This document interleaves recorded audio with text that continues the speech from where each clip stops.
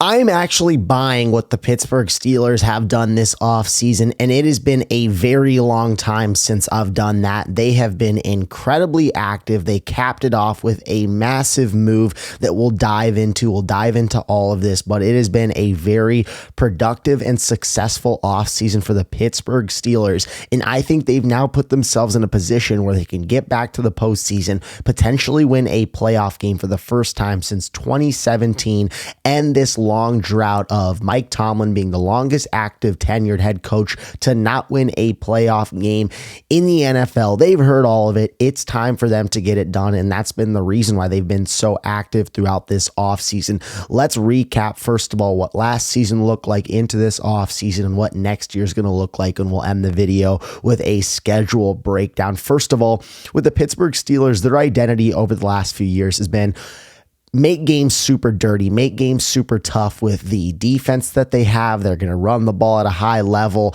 and then maybe their offense will come along. They'll be in some tight games later in the fourth, and their defense will bail them out, or maybe a late turnover will bail them out, and that's been the formula, and it's worked well. Mike Tomlin is one of the best head coaches in the NFL. Nobody doubts that, but for Pittsburgh, it's always been they need more juice offensively. That's what they've been missing, and more specifically, it's been missing in the passing game. It feels like they haven't had a decent quarterback since Big Ben retired. It was, let's try and put the Band-Aid with Kenny Pickett in one of the worst quarterback drafts in NFL history. Then they finally move off of him. They go to that double quarterback split last year with Justin Fields for a little bit of time. Then they move on to Russell Wilson, and somehow he's a Pro Bowl quarterback, but this is one of the worst passing offenses in the entire NFL. So I thought that was pretty bizarre. Then they go to drafting Will Howard in the 6th round. But deep down in everybody's minds, we all knew that Aaron Rodgers would become a Pittsburgh Steeler, and that was the big first domino that they made. My biggest complaint for the Steelers has been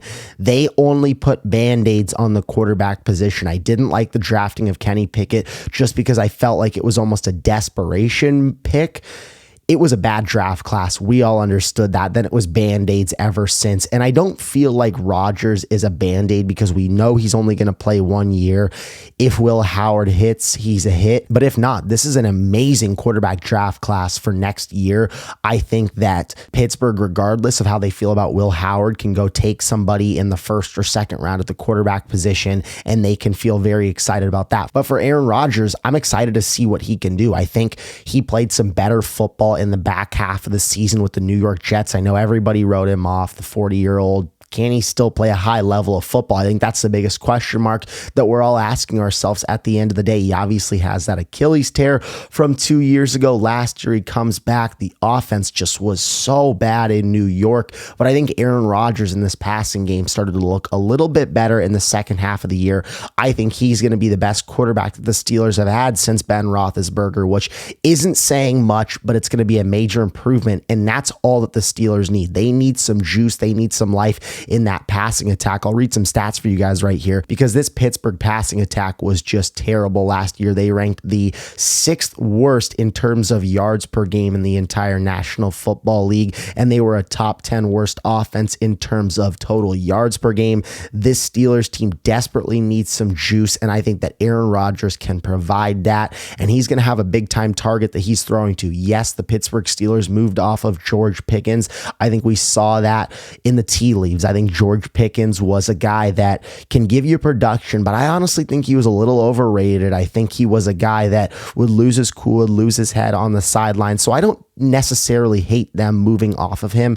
And they went out and got a guy that is one of my favorite receivers in the NFL, and DK Metcalf, a 5-year, $150 million contract that they signed him to once they went and traded for him. So they've got a true number 1 wide receiver. George Pickens was a great outside threat, but I think with DK Metcalf, he's a true number 1 wide receiver, and he can be a monster with Aaron Rodgers. So now you've got a new quarterback to wide receiver duo in Pittsburgh that I think a lot of people should be excited about. Yes, they've still got Pat Freiermuth, and Jaylen Warren is in store for a big-time season. They also added some more tight end depth with a later move that they made, trading Minkah Fitzpatrick for Jalen Ramsey and Jonnu Smith. So they now have Pat Freiermuth, and they have Jonnu Smith at the tight end spot, and then they now have Jalen Jalen Ramsey that they added in this secondary, got rid of Minkah Fitzpatrick. That's not the only move that they made in this secondary. They signed Darius Slay, formerly of the Philadelphia Eagles, won that Super Bowl last year, to a 1-year, $10 million contract.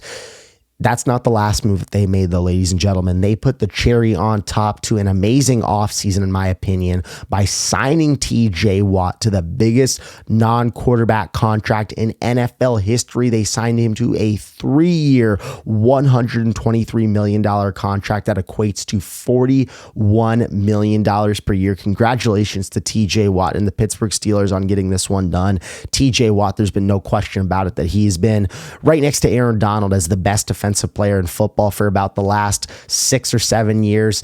I think that TJ Watt now, with this new deal, with this almost revitalization to this defense and the offense, I think this Pittsburgh team is going to have some different juice coming into this year. And I didn't feel that as we headed into the offseason. I felt like, man, this team just keeps losing. What's the direction that they're going to go in?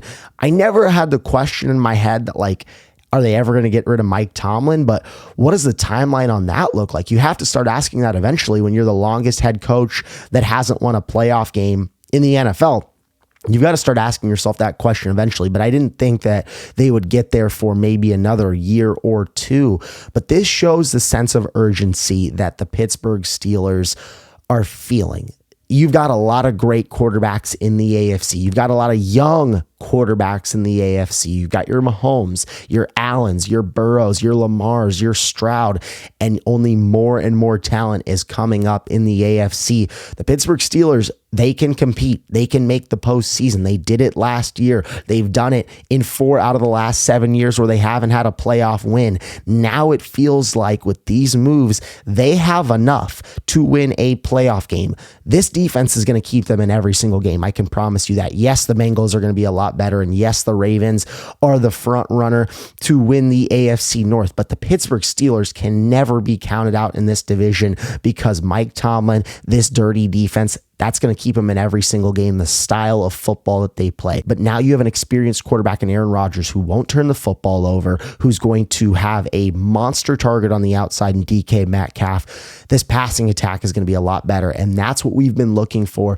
the Pittsburgh Steelers. Let's see what this team's record is going to be as we head into the 2025 to 2026 NFL season. All right, week 1 here, they're going to get a nice little revenge game for Aaron Rodgers traveling on the road to New York in week 1. I think that the Pittsburgh Steelers should be able to take care of business pretty handedly here. Week 2, they're going to play their first home game of the season against the Seattle Seahawks. I think this should be another win. I think Seattle is not that same team that they were last year, even though they won 10 games. I have Pittsburgh starting 2-0. Then they're going to go on the road against a New England team that is much improved, but I think that Pittsburgh's veteran pedigree almost is what's going to get them over the hump in this one. I like what Mike Vrabel is doing up in New England. Give me the Pittsburgh Steelers to start 3-0 here. Then week 4, they're going to host Minnesota. I think this Minnesota team is legit, but it's all going to come down to what J.J. McCarthy can do.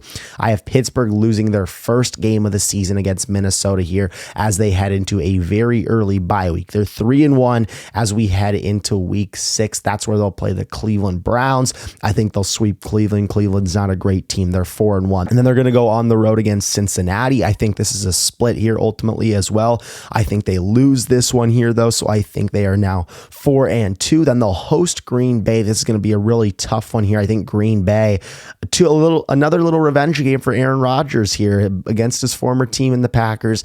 I think that Green Bay comes on the road and snipes this one as well. I think they drop 2 in a row here, but they're going to rebound in a big time way against the Colts. They're now 5-3. They're going to go on the road against the Chargers. I think they dropped this one here as well. They're 5-4 at this point, but then they bounce back, winning 2 in a row, beating the Cincinnati Bengals and beating the Chicago Bears. They're now 7-4, but this is where the schedule gets a lot tougher to finish out the season. I think that they drop this week 13 game against the Buffalo Bills and that they also lose on the road against the Baltimore Ravens. They're now 7-6. They've got to win 3 out of their final 4 games. I believe they can absolutely do so. I think they'll split against Baltimore. They'll beat Miami here. They'll lose to Detroit, they'll beat Cleveland, and they'll beat Baltimore in a massive Week 18 game. And I think that this Pittsburgh Steelers team is going to go 10-7. I think it's going to be a nail biter because that schedule gets really, really tough. But I didn't even give them the benefit of the doubt against a team like Green Bay. I didn't give them the benefit of the doubt over a team like Minnesota. Can they pull off an upset against Buffalo? It's all going to come down to what this passing attack looks like. They're going to be in every single one of these games. I don't expect them to get blown out, boat raced, whatever you want to say. It's going to come down to what Aaron Rodgers can look like at his older age. Can the Pittsburgh Steelers win their first playoff game in 7 years and finally end this drought? I'm Caden Kubler, and thank you guys for watching.